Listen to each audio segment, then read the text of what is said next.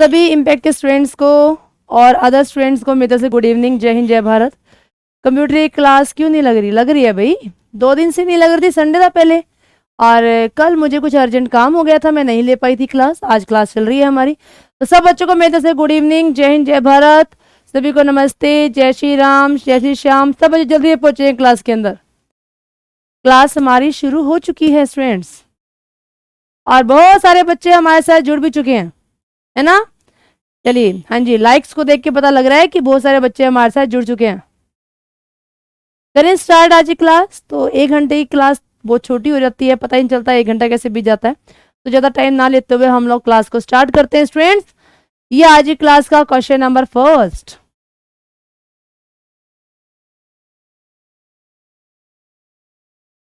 ये आज की क्लास का क्वेश्चन नंबर फर्स्ट। हाँ जी, Deep Soni, good evening, very good evening.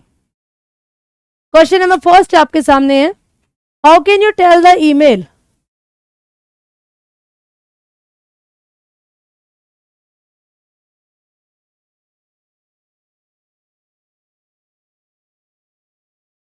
जिस ईमेल को आपने नहीं पढ़ा है, उस ईमेल को आप कैसे बता सकते हैं कि आपने पढ़ा हुआ है? मतलब मेरे पास कोई ईमेल आईडी में मेल आई, मैंने उसको नहीं पढ़ा हुआ, तो मुझे कैसे पता लगेगा कि ये मेल तो मैंने पढ़ी नहीं है?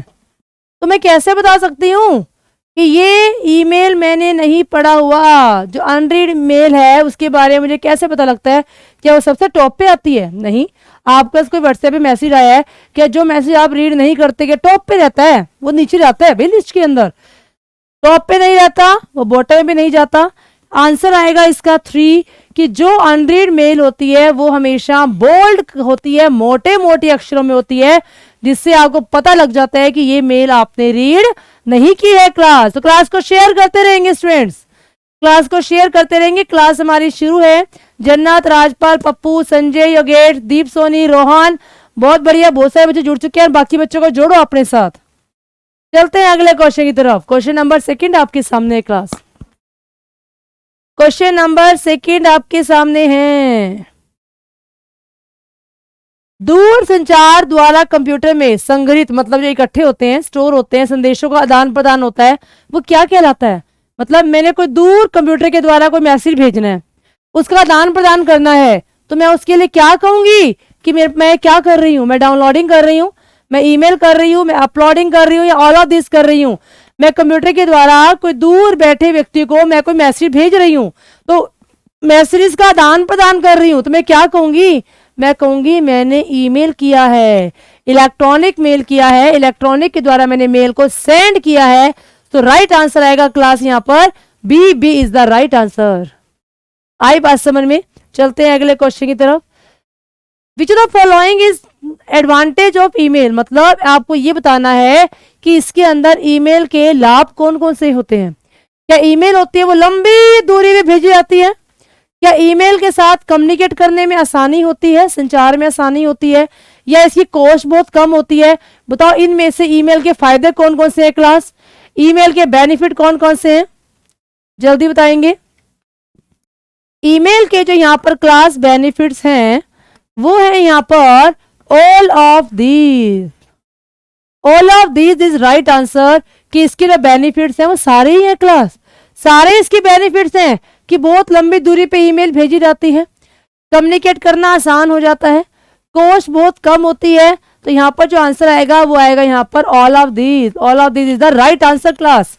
चलते हैं अगले क्वेश्चन की तरफ। Junk email is also known as. Junk email को और किस नाम से जाना जाता है? सुनिए, जंक ईमेल क्या होती है क्लास? अरे आप जल्दी बताएंगे कि जंक ईमेल क्या होती है स्टूडेंट्स, जल्दी से। वेरी गुड, बहुत सारे बच्चों ने लाइक कर दिया, तो जल्दी से क्लास को शेयर भी कर डालो। जंक ईमेल क्या होती है? कोई कबाड़ होता है? नहीं। वायरस होता है? नहीं। ट्रोजन होते हैं? नहीं। होती है स्पैम ईमेल। हमारी जो ईमेल आईडी का मेल बॉक्स होता है क्लास, उसमें जो मेल होती हैं वो 2 तरीके से जाती हैं।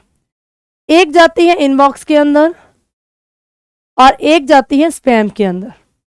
इनबॉक्स में कौन सी मेल जाती है क्लास, और स्पैम में कौन सी मेल जाती है? इनबॉक्स में वो मेल जाती हैं जो हमारे काम की होती हैं, जो हमारे काम की होती हैं। स्पैम में वो ईमेल जाती हैं क्लास जो हमारे काम की नहीं होती, मतलब जिनमें वायरस भरा हुआ है। तो जो वायरस वाली ईमेल होती हैं वो हमारी जाकर के स्पैम में रुक जाती हैं, इसीलिए इन ईमेल्स को स्पैम ईमेल कहा जाता है। इसे यहाँ पर जंक ईमेल के नाम से भी जाना जाता है, और क्लास इसे यहाँ पर अनसॉलिकेटेड ईमेल के नाम से भी जाना जाता है। स्पैम ईमेल कहते हैं, जंक ईमेल कहा जाता है, और इसे यहाँ पर अनसॉलिकेटेड ईमेल के नाम से भी क्लास जाना जाता है। So answer is spam email is also called junk email. Spam email को जंक ईमेल के नाम से भी जाना जाता है। चलते हैं अगले क्वेश्चन पर। अगला क्वेश्चन क्या कह दिया, जो अनवांटेड होती हैं, मतलब बिना चाहे, मैंने नहीं चाहिए मेल मेरे पास आनी चाहिए और वो आ गई। Unwanted repetitious message such as unsolicited bulk, जो अनसोलिकेटेड होती हैं, अनचाहे बार बार आने वाले संदेश, जैसे अनचाहे बल्क ईमेल होती हैं, उनको डैश के नाम से जाना जाता है। वही सेम क्वेश्चन जो अभी पीछे मैंने रिपीट किया था। वजीर good evening, very good evening. तो जो अनवांटेड होती हैं क्लास, वो क्या होती हैं, स्पैम होती हैं, जिन्हें स्पैम, जंक और अनसोलिकेटेड ईमेल के नाम से जाना जाता है। इस क्वेश्चन का जो राइट आंसर आएगा क्लास, वो आएगा यहाँ पर spam. Spam is the right answer. चले आगे, चलते हैं अगले क्वेश्चन की तरफ। एसएमटीपी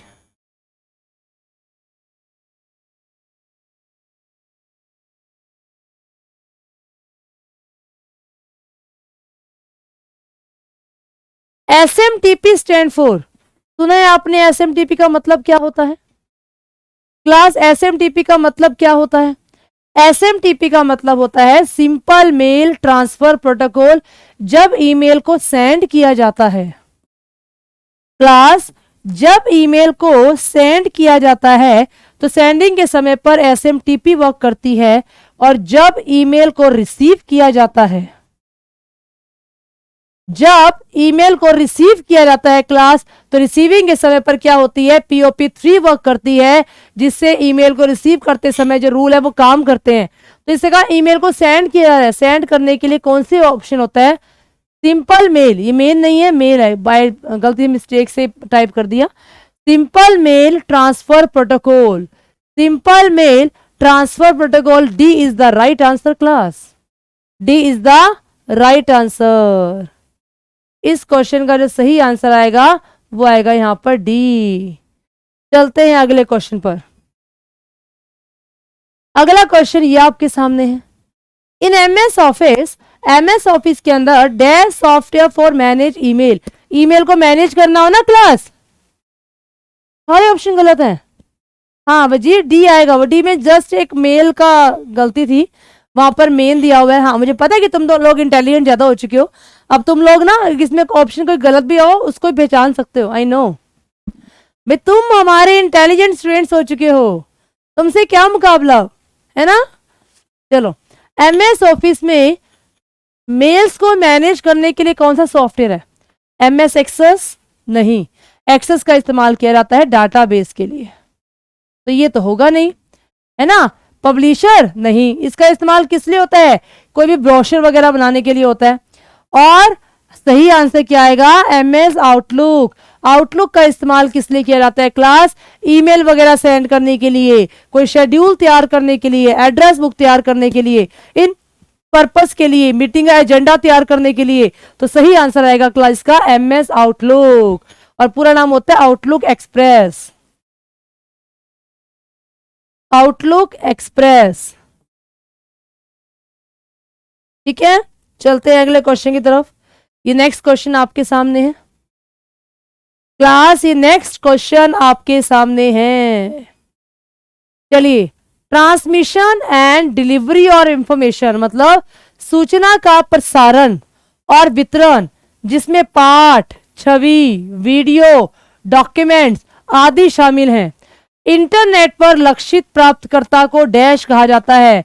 जो इंटरनेट पे रिसीवर होता है वो इसको रिसीव कर रहा है, तो मतलब मैं उसे क्या कहूंगी, वो क्या रिसीव कर रहा है? हाँ जी क्लास, 8th क्वेश्चन का आंसर बढ़िया था, सही से जवाब दो कि 8th क्वेश्चन का आंसर क्या आएगा कि मैंने कुछ भेजा, मैंने कोई सूचना भेजी, उसके अंदर कोई टॉपिक हो सकता है, कोई पिक्चर हो सकती है, कोई वीडियो हो सकती है, कोई डॉक्यूमेंट हो सकता है, तो इंटरनेट पर वो रिसीवर उसको रिसीव भी कर रहा है, तो मैं क्या कहूंगी वो क्या कर रहा है? मैं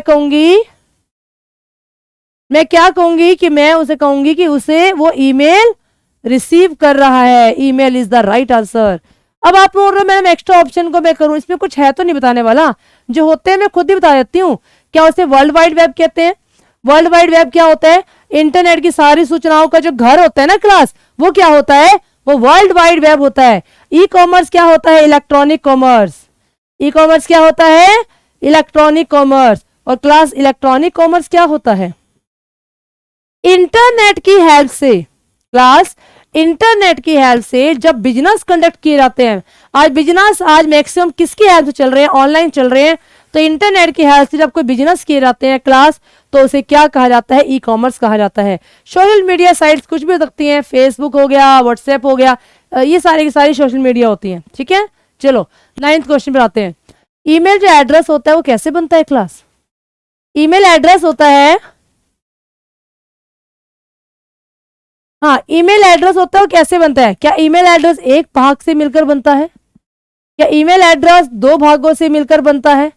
क्या 3 भाग से मिलकर बनता है? या ईमेल एड्रेस 4 भागों से मिलकर बनता है?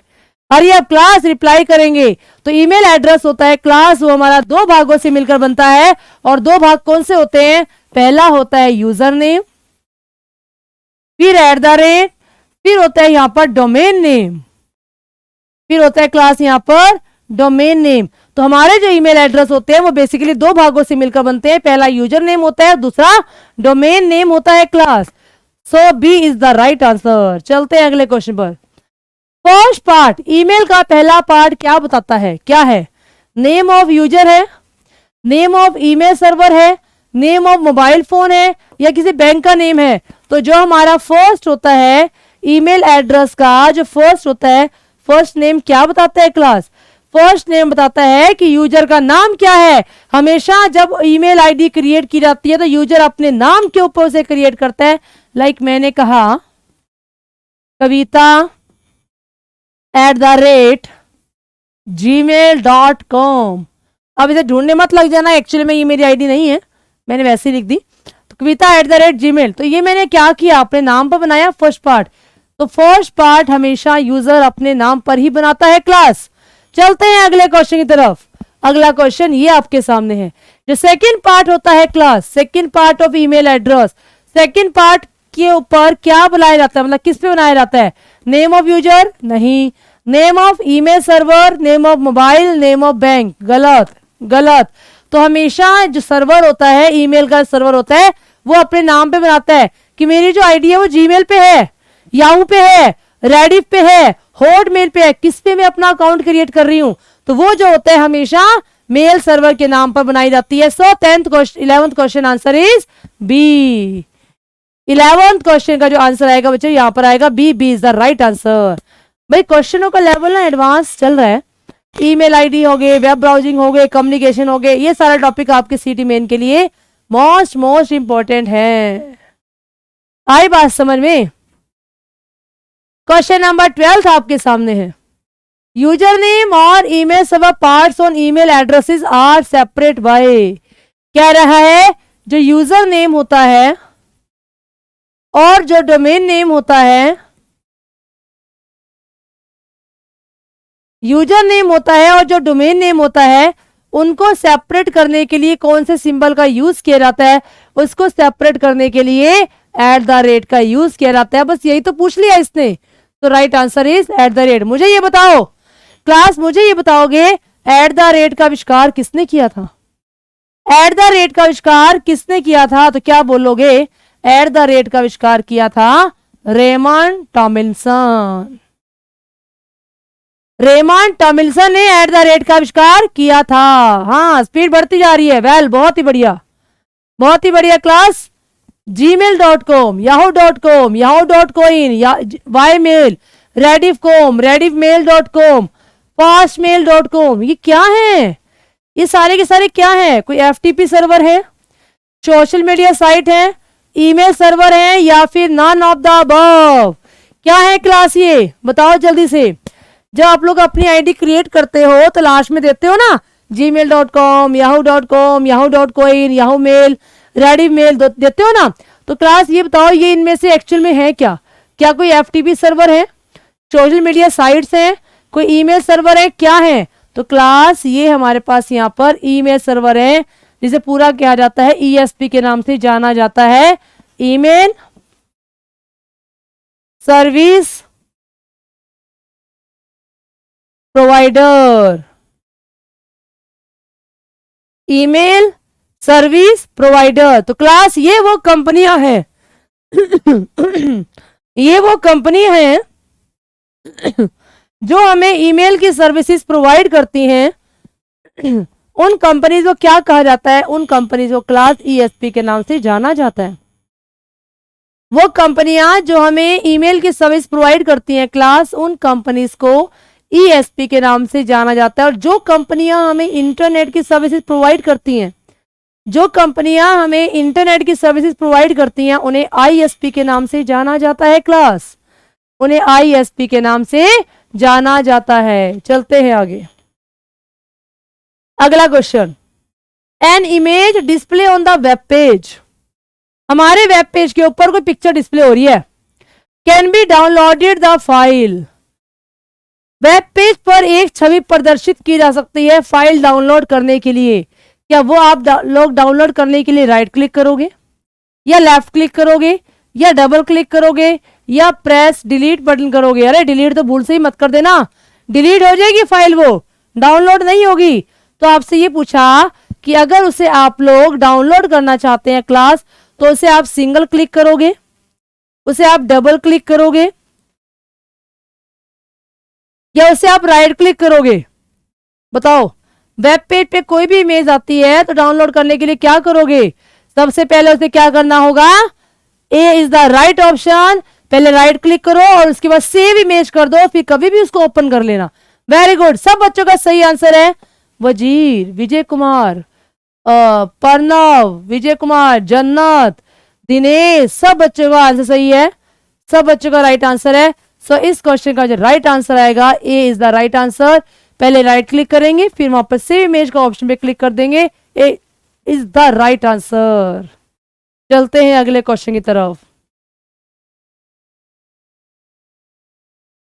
अगला क्वेश्चन है, electronic communication between two person having unique identifier over the internet is called. मतलब इंटरनेट पर विशेष पहचानकर्ता वाले दो व्यक्तियों के बीच इलेक्ट्रॉनिक संचार क्या कहलाता है? मतलब वो दो व्यक्ति हैं, आपस में इलेक्ट्रॉनिक डाटा इंटरचेंज कर रहे हैं, तो क्या कर रहे हैं? क्या इंडिया पोस्ट कर रहे हैं, स्पीड पोस्ट कर रहे हैं, या रजिस्ट्री पोस्ट कर रहे हैं, या ईमेल कर रहे हैं? अरे इलेक्ट्रॉनिक कर रहे हैं ना, नाम ही मेंशन किया गया है इलेक्ट्रॉनिक संचार।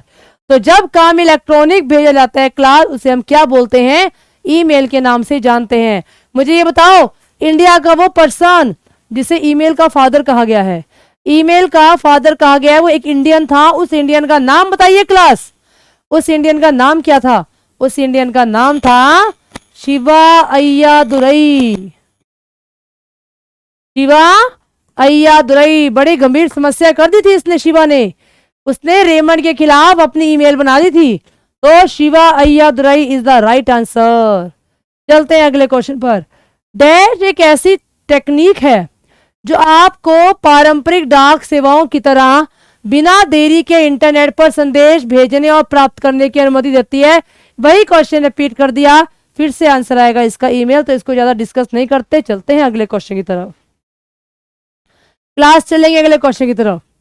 18 question, each user of email communication should possess.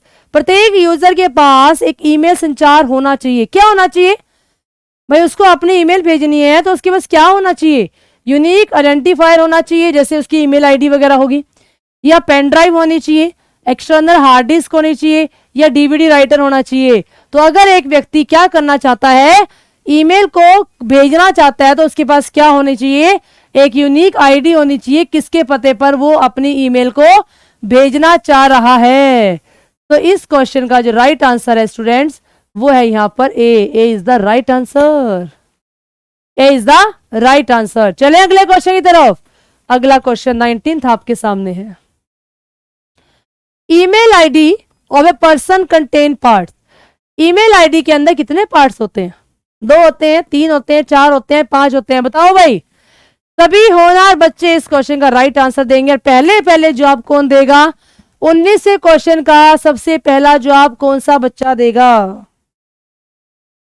Question number 19 का सबसे पहले पहले जवाब कौन सा बच्चा देगा? बच्चे ने कहा ए ऑप्शन 2 पार्ट्स होते हैं, यूजर नेम @ डोमेन नेम। तो मुझे ये बताए क्लास, जो यूजर नेम होता है क्लास, वो मैक्सिमम कितने करेक्टर का होता है? ये 64 करेक्टर का होता है। @ कितने करेक्टर का होता है? 1 करेक्टर का होता है।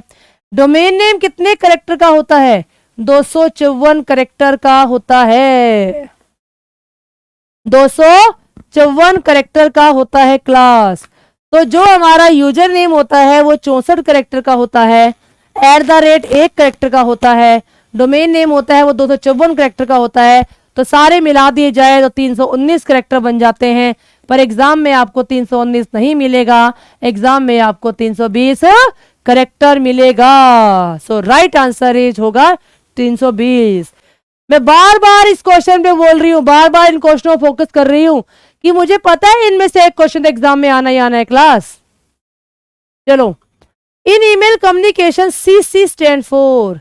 ईमेल में 3 ऑप्शन होते हैं। देखो, पहला दिया होता है सब 2, पहला दिया होता है 2, फिर होता है CC, फिर होता है BCC। 2 किसको भेज रहे हो? CC कार्बन कॉपी, उसके साथ कई सारे बंदों को भेजना हो मेल तो CC करते हैं। BCC होता है ब्लाइंड कार्बन कॉपी, BCC होता है blind carbon copy, BCC blind carbon copy. आई बात समझ में? तो CC का मतलब हो गया क्लास यहाँ पर carbon copy is the right answer. चलिए भाई अगले क्वेश्चन पर आते हैं। 21वां क्वेश्चन कहता है BCC क्या होगा? अभी तो बताया मैंने। ईमेल कम्युनिकेशन में क्लास BCC क्या होगा? BCC हमारा ब्लाइंड कार्बन कॉपी होगा। BCC हमारा ब्लाइंड कार्बन कॉपी होगा। ब्लाइंड में क्या होता है कि जिन व्यक्ति के पास मेल जा रही है ना, उनको किसी को पता नहीं होता किसके पास क्या जा रहा है, तो वो होती है यहाँ पर BCC blind carbon copy. C is the right answer. चलो भाई अब ध्यान से पढ़ना क्वेश्चन को। ईमेल के द्वितीय प्राप्तकर्ता की ईमेल आईडी फील्ड में दर्ज की गई है। मतलब email ID of the secondary receipt of email inserted in field 2 से, CC में, BCC से या फिर सब्जेक्ट से। बताओ आंसर क्या होगा इसका?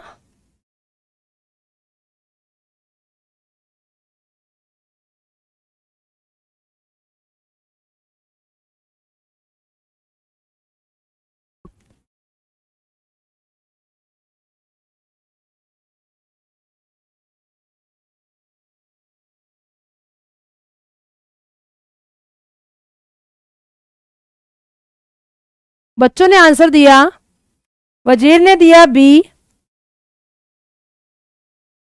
भाई सेकंड रिसिप्ट के बारे में बात कर रहे हैं। एक बंदे को भेजा, वो 2 में गया। इसके बाद मैं दूसरे बंदे को भेज रही हूं, मैं क्या करूंगी? मैं वहां पर CC में उसको दूंगी, CC में जाकर के उसका एड्रेस दूंगी। सो राइट आंसर आएगा क्लास यहाँ पर B is the right answer. CC carbon copy. एक और बंदे को अगर भेजना है तो उसके लिए क्या करोगे? सेकेंडरी कॉपी के लिए CC में जाओगे, कार्बन कॉपी में जाओगे और उसका नाम दर्ज कर दोगे। चलो अब वो कहता है ईमेल के अज्ञात प्राप्तकर्ता, मतलब पता नहीं चल रहा है उसको किसने रिसीव किया है, वो अज्ञात है बंदा, उसकी ईमेल फील्ड दर्ज की गई है। अज्ञात प्राप्तकर्ता के लिए किसमें दोगे? जो अज्ञात प्राप्तकर्ता होता है उसके लिए BCC दोगे, जिसमें वो पर्सन, दूसरे पर्सन ब्लाइंड हो जाते हैं, उनको नहीं पता लगता कि उसमें क्या भेजा जा रहा है। तो ये समझो एक क्वेश्चन को 4 तरीके से पेश किया गया क्लास, एक क्वेश्चन को 4 तरीके से पेश किया गया है। आई बात समझ में? चलते हैं अगले क्वेश्चन पे। क्वेश्चन नंबर 24वां आपके सामने है। ईमेल संदेश का स्पष्ट, जो सारा कुछ स्पष्ट लिखा गया है इसके अंदर, कि स्पष्ट बताया गया है, वो किस में बताया जाता है? टू में नहीं, टू में तो उसका एड्रेस आता है, सीसी में भी एड्रेस आता है, बीसीसी में भी एड्रेस आता है। तो सब्जेक्ट के अंदर दर्ज किया जाता है कि इस पूरी ईमेल के अंदर आप क्या भेज रहे हो, कोई फाइल भेज रहे हो, कोई डॉक्यूमेंट भेज रहे हो, वो किस चीज का डॉक्यूमेंट है, उसमें क्या लिखा गया। तो मेन जो उसका रोल होता है ना, वो सब्जेक्ट के ऊपर डिफाइन किया जाता है। So answer is D, D is the right answer. इस क्वेश्चन का जो सही आंसर आएगा क्लास, वो आएगा यहां पर डी। आई बात समझ में? चलें आगे। चलो क्वेश्चन नंबर 25 आपके सामने है। द फाइल अटैच, मतलब ईमेल से जुड़ी हुई फाइल क्या कहलाती है? मैंने अपनी ईमेल के साथ कोई फाइल अटैच कर दी, अटैच करना क्या कहलाता है? क्या मैंने कंटेंट भेज दिया, मैंने अटैचमेंट कर दी, सब्जेक्ट कर दिया, या बीसीसी कर दिया? क्लास बताओ। मैंने अपनी ईमेल के साथ कोई फाइल अटैच कर दी, तो फाइल अटैच करना क्या कहलाता है? दीप सोनी ने कहा अटैचमेंट कहलाता है, विजय कुमार ने कहा डी आंसर, वजीर ने कहा डी आंसर, उषा ने कहा B answer, Dinesh is B, attachment attachment attachment attachment. तो क्लास इस क्वेश्चन का जो राइट आंसर है वो आएगा यहां पर B option, attachment is the right answer. Attachment is the right answer. चलते हैं अगले क्वेश्चन की तरफ। क्वेश्चन नंबर 26वां आपके सामने, अभी तक किया था ये शायद हमने। किसी उत्पाद की बिक्री, छवि, अपील या अन्य विशेषताओं को बेहतर बनाने के लिए अज्ञात व्यक्तियों द्वारा भेजी गई ईमेल क्या कहलाती है? एक ईमेल है जो भेजी गई है किसी अननोन पर्सन ने, और वो क्या करना चाहता है कि अपनी सेल को इंप्रूव करना चाहता है, कोई इमेज, कोई अपील देना चाहता है, या कोई विशेषता बताना चाहता है। मतलब वो अननोन पर्सन है, वो अज्ञात है मेरे लिए। तो जो अज्ञात व्यक्ति के द्वारा जो ईमेल भेजा जाता है उसके अंदर कुछ भी हो सकता है, किसी प्रकार का वायरस हो सकता है। तो जो अज्ञात व्यक्ति होते हैं उनकी मेल को इंपॉर्टेंट कहा जाता है? गलत, जंक कहते हैं। राइट आंसर कि उन ईमेल को स्पैम कहा जाता है। क्लास ये स्पैम ईमेल है, उन्हें जंक ईमेल भी कहते हैं, उन्हें अनसॉलिकेटेड ईमेल के नाम से भी जाना जाता है। क्लास अनसॉलिकेटेड ईमेल के नाम से भी जाना जाता है। सो इस क्वेश्चन का जो राइट आंसर हो जाएगा वो आएगा जंक ईमेल। चलते हैं अगले क्वेश्चन पर। अगला क्वेश्चन है डैश मेल रेफर। मेल का तात्पर्य किसी अज्ञात प्रेषक द्वारा भेजे गए ईमेल संदेशों से है जो आमतौर पर व्यवसायिक उद्देश्य के लिए होते हैं। अरे जो वो है ही अज्ञात कोई कुछ भी भेज रहा है, चाहे वो कोई अच्छी चीज भेज रहा है चाहे बुरी चीज भेज रहा है, हम उसके बारे में नहीं जानते, तो हम क्या मानेंगे? हम ये मानेंगे कि वो तो क्या है क्लास, वो यहाँ पर जंक ईमेल है। चाहे वो कमर्शियल पर्पस के लिए है, किसी पर्पस के लिए भी है, तो इसका जो राइट आंसर आएगा वो जंक। तो देखो इन आज की पीडीएफ के अंदर ना हर एक क्वेश्चन को कितने तरीके से घुमा घुमा के बताया जा रहा है। मतलब क्वेश्चन किसी भी तरीके से घुमा दे, मतलब सेंस तो हमारी वही की वही निकलती है ना। तो आंसर फिर से क्या आएगा क्लास, यहाँ पर जंक आएगा। अच्छा मुझे ये बताओ वायरस का पूरा नाम क्या होता है? वायरस का बताओ जल्दी से क्लास, वायरस का पूरा नाम क्या होता है? वायरस स्टैंड फॉर, वायरस का पूरा नाम vital information resource under siege. मतलब vital information resource under siege क्या होता है? वाइटल का मतलब मेन, मतलब जरूरी इंफॉर्मेशन को जब किसी के द्वारा घेर लिया जाता है, अटैक कर दिया जाता है, तो हम लोग क्या बोलते हैं कि कंप्यूटर के अंदर क्या हो गया? कंप्यूटर के अंदर वायरस आ गया। अच्छा मुझे एक काम करो, कुछ एक वायरस के नाम बताओ। हरी अप क्लास, कुछ एक वायरस के नाम बताओ, कौन कौन से होते हैं वायरस? मैं बताती हूं। पहला टाइम बॉम्ब, दूसरा क्रीपर, तीसरा एल्क क्लोनर, चौथा मेलिसा, पांचवा सेसर, छठा ब्लास्टर, सातवां Code Red. Next one is corona virus. देखो इनके हाल, कोरोना वायरस।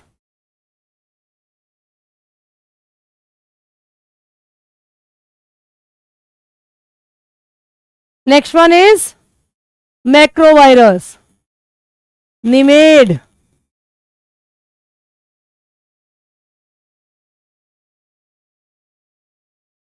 ठीक है। तो ये कुछ एक वायरसेस के नेम हैं, वायरस के नेम हैं जिनकी हेल्प से कंप्यूटर की फाइलों को नष्ट किया जाता है। तो इनमें से ना कुछ एक स्पेशल वायरस तो रट लेना। कौन कौन से? टाइम बॉम्ब को रट लेना, क्रीपर को रट लेना, एल क्लोनर को रट लेंगे, ब्रेन को रट लेंगे। ये कुछ एक वायरस ऐसे हैं जिन पे स्पेशली क्वेश्चन पूछे जाते हैं,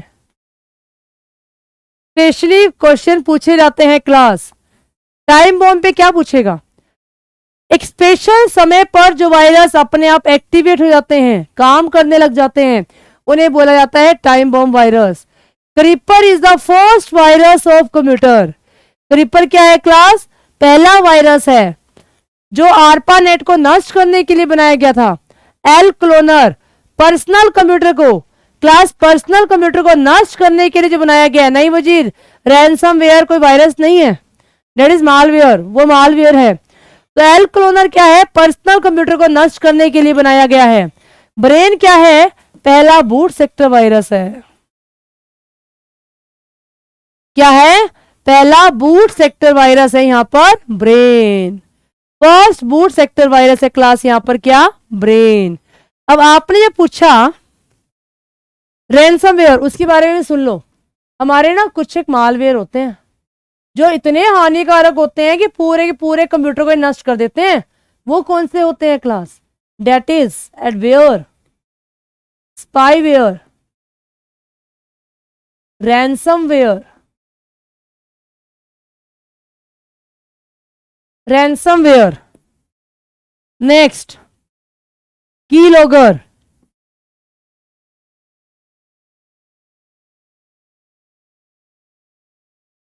कीलॉगर। आगे लिखिए Trojan horse, Trojan horse, worm, virus, virus, botnet. तो ये हमारे कुछ एक मालवेयर के नाम है क्लास। हाँ, पेगासस स्पाईवेयर बिल्कुल था, बहुत फेमस हुआ था, जासूसी करने के लिए आया था। क्रीपर रैनसमवेयर था, क्रीपर फर्स्ट वायरस था वजीर।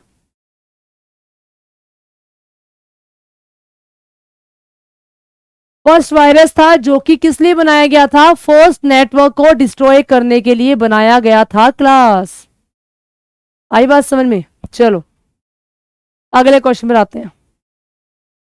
अनसोलिकेटेड जो ईमेल होती हैं, अनसोलिकेटेड कौन सी होती हैं? जो मैं नहीं चाहती हूँ फिर भी कंप्यूटर में आ जाती हैं, वो फिर भी कंप्यूटर में आ जाती हैं। May be filtered and separated into, अनचाही मेल को फिल्टर डैश में करके अलग किया जा सकता है, फिल्टर करके अलग किया जा सकता है। इनटू किस में क्लास? किस में अलग किया जा सकता है? तो राइट आंसर आएगा यहां पर स्पैम बिन।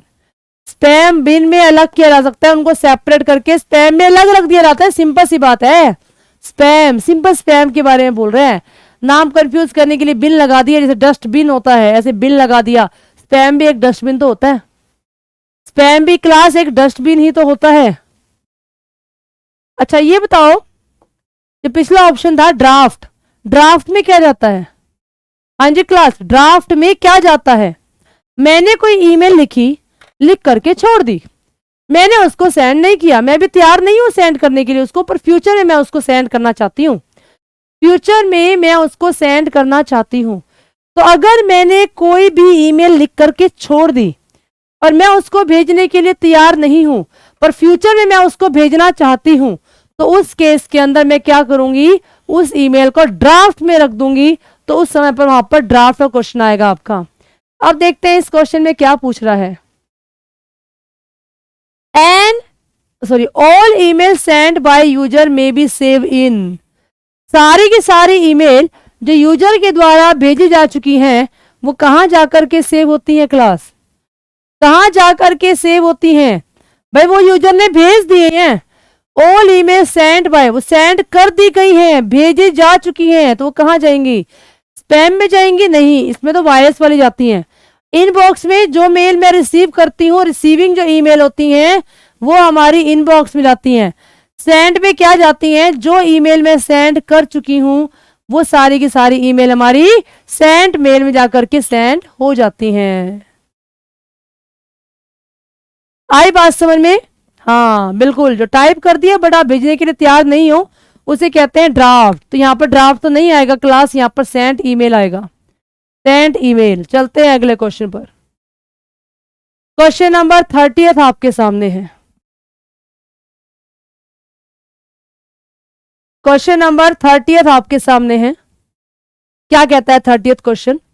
आधे अधूरे ईमेल को बाद के लिए सहेजा जा सकता है। मैंने आधा अधूरा ईमेल है उसको रख दिया, अब वो कह रहा है फोल्डर में रिसीव को संपादन और ट्रांसमिशन, बिल्कुल ज्यादा प्योर हिंदी आ गई, इंग्लिश से पढ़ लेते हैं एक बार।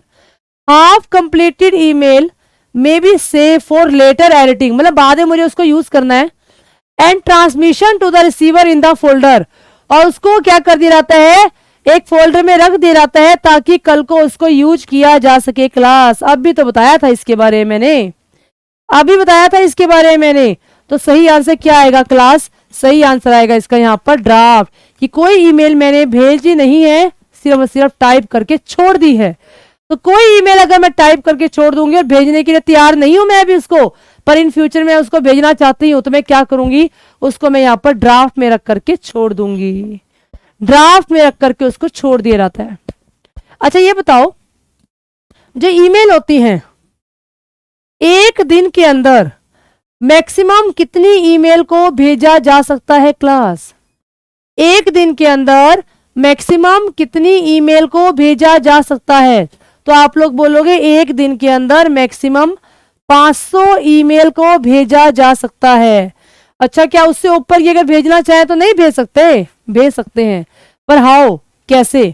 कैसे भेजेंगे उसको? देखो मेरी बात सुनो, अब जो कंपनीज होती हैं लाइक अमेजोन होगी, स्नैपडील होगी, इनके तो बहुत सारे कस्टमर होते हैं, और अगर एक कस्टमर ने भी इनसे सामान खरीद लिया ना, तो ये अपने लाइफ टाइम के लिए ना उन कस्टमर को मैसेज भेजते रहते हैं। तो क्या उनके सिर्फ 500 कस्टमर हैं? नहीं, पूरी दुनिया में कितने सारे कस्टमर हैं। तो उस केस के अंदर अगर 500 से ज्यादा ईमेल भेजनी हो तो भेज सकते हैं, बट हाउ, कैसे? उसके लिए इनको पेड सब्सक्रिप्शन लेना पड़ता है, पेड सब्सक्रिप्शन लेना पड़ता है। आई क्लास बात समझ में? सीटी वेरी गुड। इतनी जल्दी कैसे पधारे आप? इतनी जल्दी कैसे पधारे? हाँ विजय वजीर क्या कह रहे हो? क्लाउड कंप्यूटिंग करवा दूं? चलिए अब मुझे एक बात बताओ, एक ईमेल में जो फाइल का साइज होता है, फाइल का साइज मैक्सिमम कितना होता है? फाइल का साइज क्लास मैक्सिमम कितना ले सकते हैं? फाइल का साइज मैक्सिमम कितना ले सकते हैं? फाइल का साइज जो मैक्सिमम होता है क्लास, वो होता है, बताओ कितना? मैं नहीं बता रही, पहले फाइल का साइज कितना था?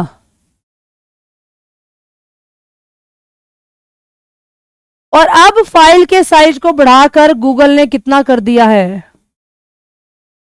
अब उस फाइल के साइज को बढ़ा करके कितना कर दिया गया है? विजय कुमार ने, अच्छा जी सो रहे थे। विजय का आंसर तो गलत है, सी का आंसर सही है, दिनेश का भी सही है, वजीर का गलत है। पहले इसका साइज हुआ करता था 25 MB। 25 KB की तो बहुत छोटी फाइल होगी, और अब गूगल ने इसका साइज बढ़ा दिया है, बढ़ाकर कितना कर दिया गया है? 50 MB तक कर दिया गया है क्लास। पहले इसका साइज 25 MB हुआ करता था, अब इसके साइज को 50 MB कर दिया गया है। नहीं, पहले 25 था, अब 50 कर दिया गया। आई बात समझ में? और याहू पता क्या कहता है? याहू तो कहता है कि तुम मेरे पास आओ और अपना अकाउंट खोलो, और अगर तुम मेरे पास आकर अपना अकाउंट खोलोगे ना, तो तुम मेरे पास कितनी स्टोरेज कर सकते हो? तो तुम मेरे पास 1 TB तक स्टोरेज कर सकते हो। तो 1 TB स्टोरेज तो बहुत ज्यादा होती है। याहू ने कहा कि अगर तुम मेरे पास अकाउंट बनाओगे तो तुम मेरे पास स्टोरेज 1 TB तक कर सकते हो, जो स्टोरेज तो बहुत ज्यादा होती है। अगर एक व्यक्ति कई सालों तक भी ईमेल आईडी को यूज करता रहे ना, तो भी उसकी स्टोरेज खत्म नहीं होती है, इतनी स्टोरेज होती है 1 TB। आई बात समझ में? चलिए चलते हैं आगे। नेक्स्ट वन इज, अब एक स्टूडेंट ने पूछा क्लाउड कंप्यूटिंग। एक लास्ट क्वेश्चन डिस्कस करवा देती हूँ, फिर क्लास का भी टाइम हो गया हमारा, है ना। चलो सुनो, क्लाउड कंप्यूटिंग क्या होती है क्लास? क्लाउड कंप्यूटिंग जानेंगे क्या होती है। क्लाउड कंप्यूटिंग होती है, इसमें देखो हम लोग जब अपना डाटा स्टोर करते हैं, तो हम लोग अपना डाटा स्टोर कहाँ करते हैं? मैंने कहा मैंने हार्ड डिस्क में कर लिया, CD में कर लिया, DVD में कर लिया, पेन ड्राइव में कर लिया, मेमोरी कार्ड में कर लिया, जो भी आपके पास स्टोरेज डिवाइस है आपने उसके अंदर अपना डाटा स्टोर कर लिया। पर क्लाउड कंप्यूटिंग कहती है अगर हम अपने डाटा को इंटरनेट पे सेव करना चाहते हैं, इंटरनेट पे फ्री ऑफ कॉस्ट, जैसे ईमेल पे कर लो, जीमेल पे कर लो, है ना। तो अगर अपने डाटा को इंटरनेट पे स्टोर किया जाता है क्लास, तो इंटरनेट पे data free of cost store होता है, जिसे क्या कहा जाता है? क्लाउड कंप्यूटिंग के नाम से जाना जाता है। जैसे जब आप लोग अपना फोन परचेज करते हो ना, आपसे पूछता है कि आपने ये सारे कॉन्टेक्ट कहाँ सेव करने हैं? गूगल ड्राइव में करने हैं। तो हम लोग गूगल ड्राइव का ऑप्शन वहां पर जाकर के सिलेक्ट कर लेते हैं। तो उस समय पर क्लास हम लोग क्या करते हैं? अपने डाटा को इंटरनेट पे स्टोर करते हैं, उसे ही कहा जाता है क्लाउड कंप्यूटिंग। 3 प्रकार की होती है। पहली पब्लिक कंप्यूटिंग, दूसरी प्राइवेट कंप्यूटिंग, और तीसरी हाइब्रिड कंप्यूटिंग।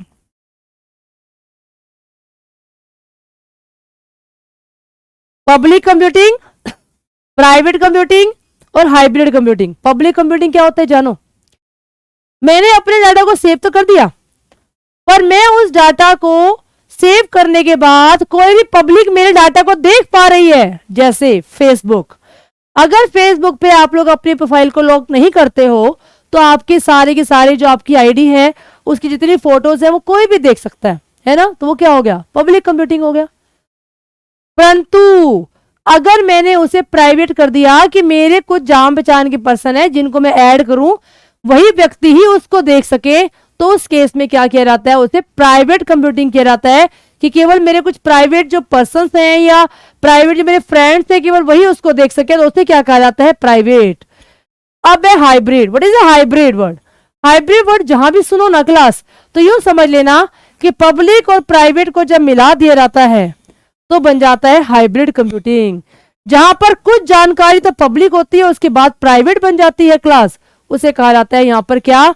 उसे कहा जाता है यहां पर हाइब्रिड कंप्यूटिंग। आई बात समझ में? हाँ जी क्लास, बात समझ में आई? तो पब्लिक और प्राइवेट कंप्यूटिंग को जब जोड़ दिया जाता है तो हमारा बन जाता है हाइब्रिड कंप्यूटिंग। जैसे मान लो मैंने कहा यूट्यूब की एक प्लेलिस्ट है, हमने क्या किया? उस प्लेलिस्ट के अंदर 4 वीडियो सबके लिए ओपन छोड़ दी कि 4 वीडियो हर कोई देखे। और उसके बाद अगर आप उनको देखना चाहते हो तो आपके लिए उनके लिए आपको हमारा यहाँ पर कुछ पे करना पड़ेगा, कुछ भी करना पड़ेगा, तो उस केस में उसके आगे की वीडियोस क्या बन जाती हैं, प्राइवेट बन जाती हैं। तो पब्लिक और प्राइवेट जब मिला दिया जाता है क्लास, तो बन जाता है हमारे पास यहाँ पर हाइब्रिड कंप्यूटिंग। तो ये था आज का सेशन, जिसमें हम लोगों ने कंप्यूटर के टोटल 30 क्वेश्चंस किए।